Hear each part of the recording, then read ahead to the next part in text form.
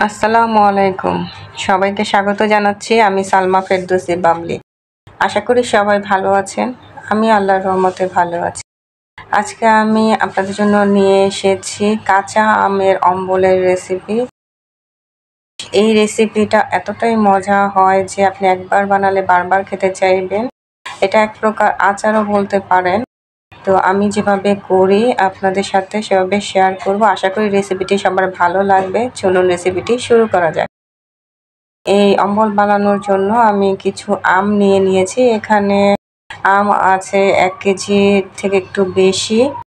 আমি আমগুলোকে ছিলে খোসা ফেলে দিয়েছি। আপনারা চাইলে খোসা সহ করতে পারেন। আমি খোসা সহও করি, আবার খোসা ছাড়াও করি। তো আমি লম্বালম্বিভাবে কেটে নিয়েছি। আপনারা চাইলে ছোট ছোট করেও কেটে নিতে পারেন।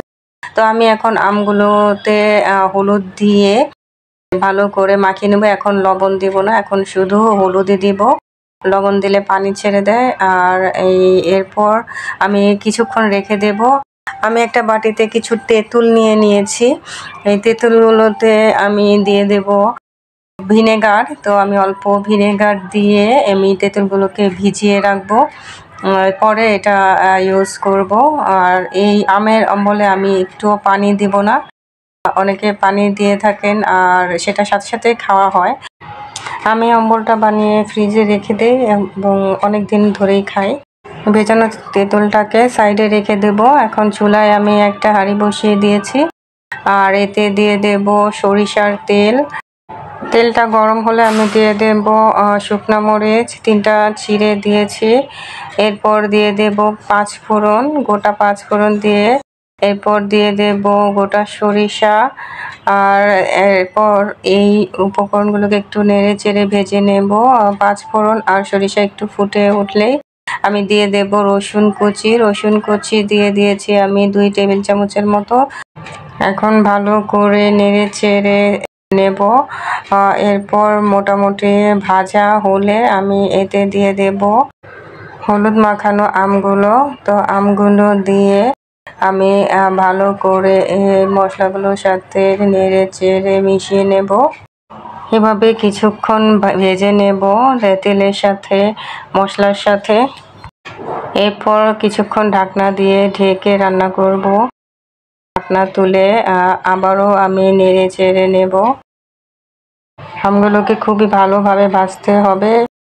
এর মধ্যে আমি ঢাকনা তুলে কয়েকবার নেড়ে দিয়েছি যাতে নিচে লেগে না যায়। এরপর আমি দিয়ে দেব গুড়। আপনারা গুড়টা দেওয়ার চেষ্টা করবেন, চাইলে চিনিও দিতে পারেন গুড় না থাকলে। তবে গুড় দিয়ে করলে এই অম্বলটা অনেক বেশি ভালো হয়। তো আমি এখানে দিয়ে দিয়েছি 1/2 কাপ গুড়, দিয়ে দিয়েছি মরিচের গুঁড়া 1/2 চা চামচ, দিয়ে দিয়েছি লবণ পরিমাণ মতো, দিয়ে দিয়েছি বিট লবণ। বিট লবণটা অবশ্যই দিবেন। বিট লবণ দেওয়ার ফলে টেস্টটা অনেকাংশে বেড়ে যায়। তো আমি খুব ভালো করে নেড়ে চেড়ে মিশিয়ে নেব গুড়টা গলে যাওয়া পর্যন্ত। এরপর আবার ঢাকনা দিয়ে রান্না করব কিছুক্ষণ। দেখুন গুড় গলে গিয়েছে, আমটাও কিছুটা গলা গলা হয়ে আসছে।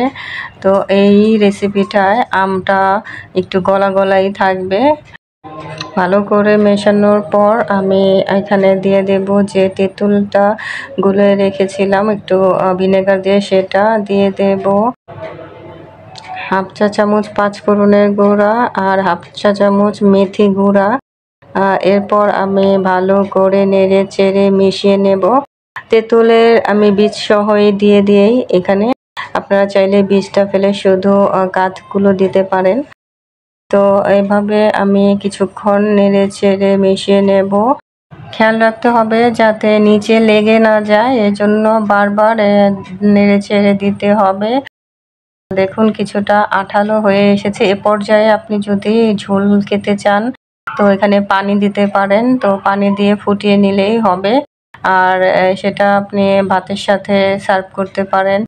আর আমি এটাকে খিচুড়ি দিয়ে বেশি খেতে পছন্দ করি। আপনারা চাইলে পোলাও দিয়েও খেতে পারেন, আর এমনিও খাওয়া যায়। কাঁচা আম থাকতে থাকতে একবার হলেও ট্রাই করে দেখবেন এই রেসিপিটি। তো আমার অম্বল রেডি।